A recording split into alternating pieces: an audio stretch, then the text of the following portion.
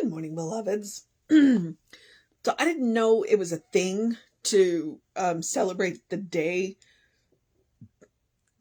of your area code, but apparently one of the major area codes in this area is 713, and it's 713. So here we are. I was like, what? Yeah, it's not one of mine, but apparently I don't live in the coveted area. So, yeah, interesting. All right. And I was also distracted by kitten pictures. So here we are. We've got an interesting title today, though. It is July 13th. Our title is I Will Help Thee. It starts out with a couple of quotes. And our author is Nora Smith Holm. It is from the Runner's Bible from 1913. So the first quote is, with God nothing shall be impossible, and that is Luke 1:37. If any trouble seems fixed beyond your control, put it in God's hands. If it comes again into your mind, put it back, affirming God will perfect that which concerneth me. Tremendous power lies back of this truth. Now, another quote is, thou shalt call, and the Lord shall answer. Thou shalt cry, and it shalt say, here I am. If thou take away the midst of thee the yoke and the putting forth of the finger and speaking vanity. And that is from Isaiah 58:9. Nothing can yoke or burden one but one's thoughts. The thoughts of hate, of fear, of lust, of greed, of evil in any form.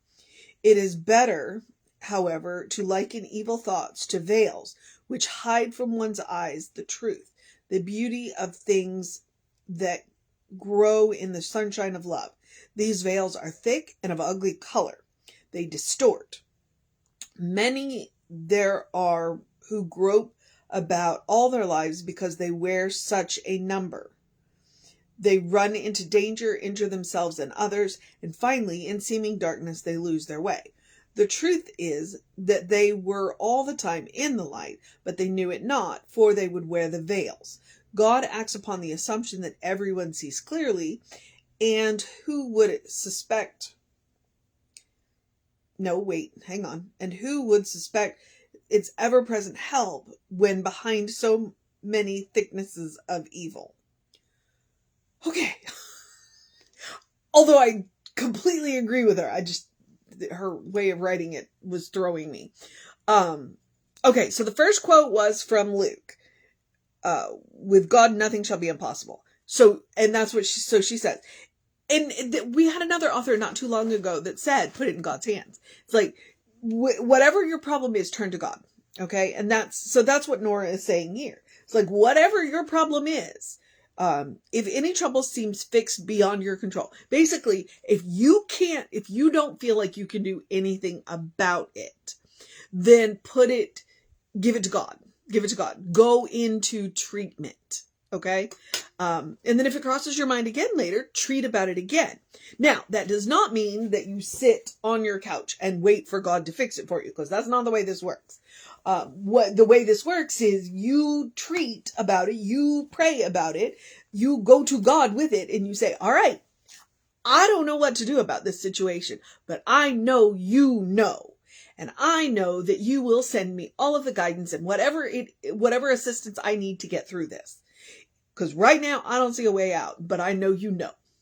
And I am open to that guidance. And then you accept the guidance when it comes to you. Okay. We say treat and move your feet. It's like, pray about it and then go and accept the guidance that you are getting. Maybe somebody shows up who can help you with the situation. Maybe you're watching TV and you see exactly what it is or maybe, you go and do your own research, but now you are open to the possibilities that you might not have been open to before. So yes, go to God. Put it in God's hands. Put it in God's hands and then accept the guidance that comes to you. All right. I just don't want you to think that you can put it in God's hand and expect God to solve it for you, because God can only do for you what God can do through you. So there's that. And then the other part of it is, Okay, so with the Isaiah quote, I'm going to suggest it's Isaiah 58:9. Reverend Norm, God rest his soul. Actually, I'm sure that Reverend Norm is not resting. Reverend Norm is up there causing, all kinds of, what Reverend Norm gets up to. I'm sure he's up there having a good time. But what Reverend Norm taught us when he was teaching us these classes is when you are dealing with the Bible, go read a few lines before and a few lines after. When you take Bible quotes out of context, they can get a little weird, and people twist them. So go and read Isaiah. Maybe go read chapter 58. And see what Isaiah is talking about. But I completely agree with Nora I'm not going to reread the quote because the quote didn't make sense to me. I get it, but I don't want to, yeah.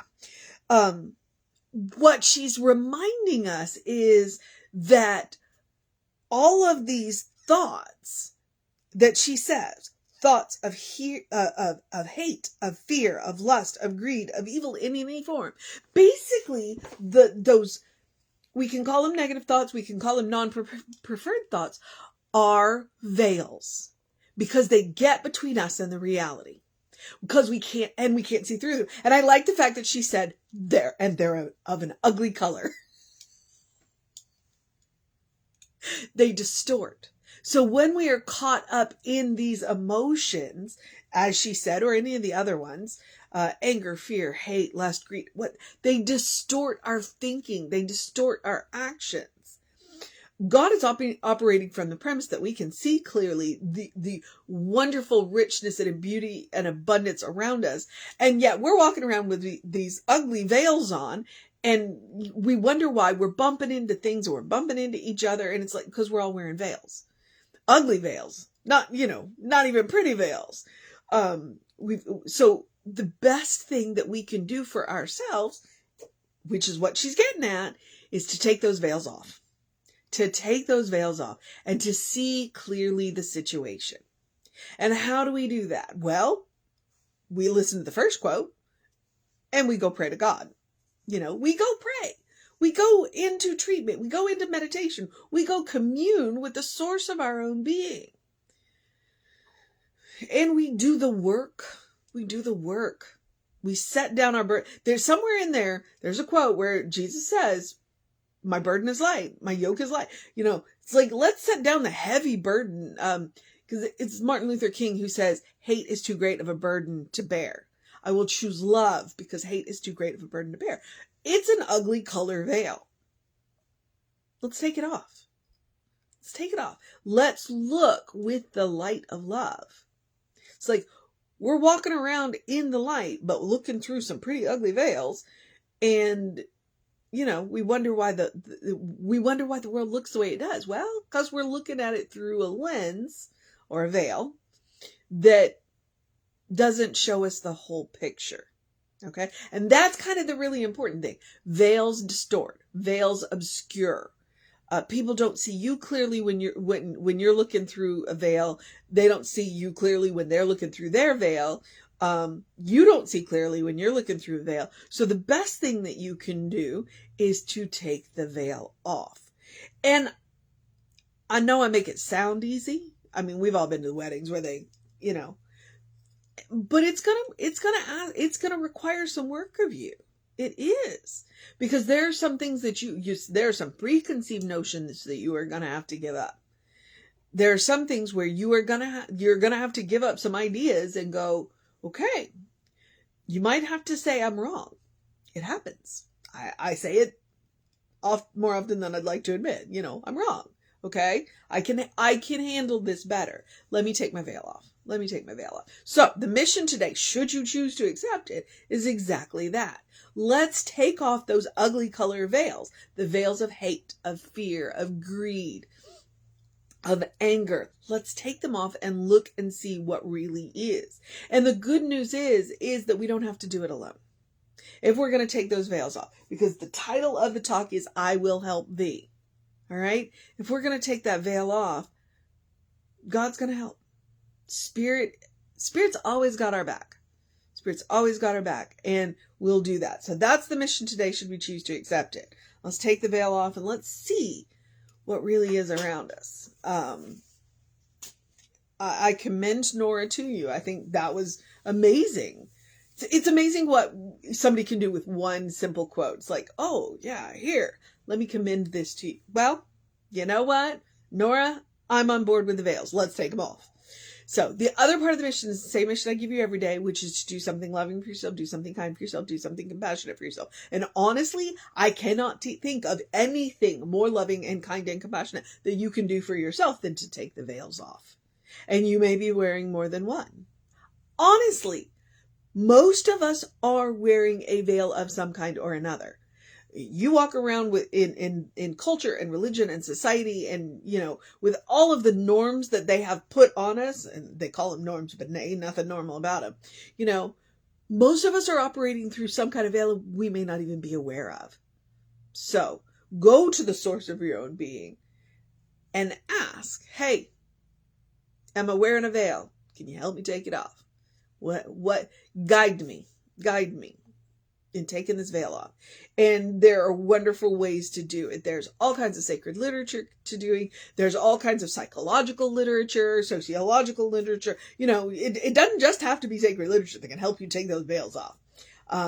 Reading is one of the best ways to do that, especially when you are reading from somebody else's point of view. It's like, that's how we develop empathy. That's one of the reasons why banned books are so awful. It's like, if you can read from another's point of view, it gives you insight. So, all right. I'm not going to get up on that soapbox, but loving, kind, compassionate.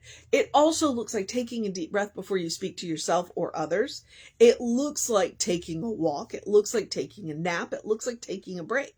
It looks like saying yes to something that may be slightly out of your comfort zone that will help you grow. It looks like saying no, especially if it's something that will drain your energy. All right? Yes and no. Love, kindness, and compassion. It looks like eating dessert first. Okay? Which means, what does that mean? What does it mean when I say eat dessert first? It's a metaphor.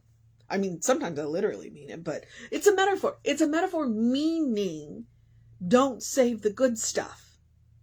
Don't save the good stuff. Your life is a special occasion. Treat it as such. It also means that make room for joy. No matter what is going on in the world, and I admit, if you look around without a veil on, the world can look a little, because you're looking at everybody else's ugly veil. No matter what is going on in the world, you deserve joy. Make room for joy. All right? And sometimes that looks like eating dessert first. Okay? Sometimes it looks like wearing the nice clothes. Sometimes it looks like using all the good silverware, dishware, and glassware. Don't save the good stuff. Your life is a special occasion. And joy is a quality of God, which means it is present in you all the time. Make room for it. All right. I'm going to get off that soapbox. The rest of the suggestions, because I'm talking about practicing love, kindness, and compassion on yourself. You are your own best test subject. You get immediate feedback. I am encouraging you to create a habit, which is why I say it every day. I want you to create a well-worn path to the source of your own being, to the source of infinite love, infinite kindness, infinite compassion, so that no matter what happens, you can respond lovingly, kindly, and compassionately. All right. And trust me, we all have room to work on that. I do myself. So I do practice. That's why we're called practitioners. We practice.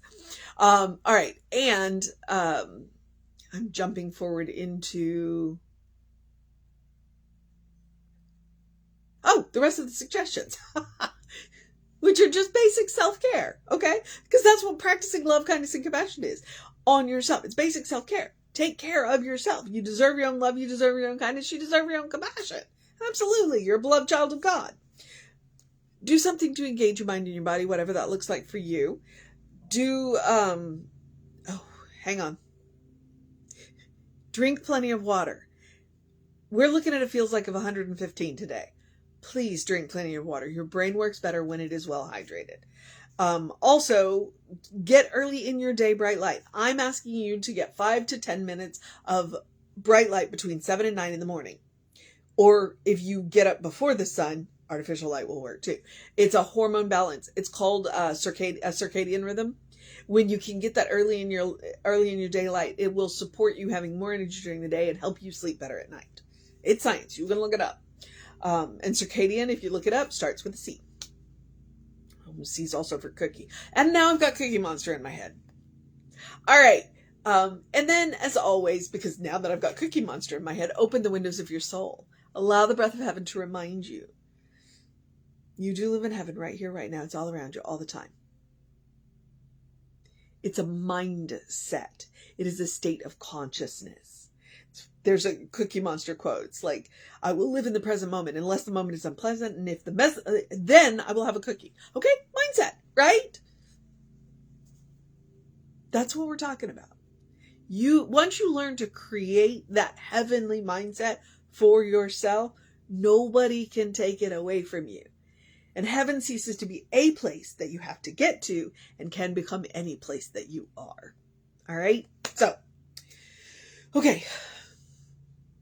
Oh, and then take Emma's advice. Look for the good and praise it. You want to create a heavenly mindset? Gratitude will get you there faster than anything else. So, look for the good and praise it. Emma is definitely on her game there. All right. We are Creative Life Spiritual Center and Creative Life Spark on the, and I can't even speak. Creative Life Spiritual Center, Creative Life Spark on the social medias that we are on. I want to remind you that I'm the Running Rev Ryan on the social medias that I am on. If you want to know what's going on with the center, email info@creativelife.org. That will get you on the constant contact. And there are hot links to a lot of the social media in the email. So all of that is available. There's good stuff. Please feel free to check it out. And I am at the part where I get to encourage you to have a great day, a wondrous day, a fantastic day, a magical day, an enchanted day, a wonderful day, an awesome day, an amazing day, a consciousness day, a consistent day, a rip that veil off day, a throw that veil away day, a good day. And if that is too much pressure, simply have a day. You are enough just as you are. As I have said before and will say again, you are a beloved child of God. You are a divine spark, a brilliant light. You are spirit in motion. You are God in action. Or as Reverend Jesse likes to call us, you are a godling in whom God is well pleased and well represented. Take your veil off. All right? Know the truth of your being. Know who you are. When you look in the mirror, that is God looking back at you. When you look at another living being's eyes, that is God looking back at you. All right? Know who you are. Okay. Reverend David should be on around 5 p.m. with you. I will be back with you around 9 a.m. Take care of yourself. Know that you are loved. And I will see you next time.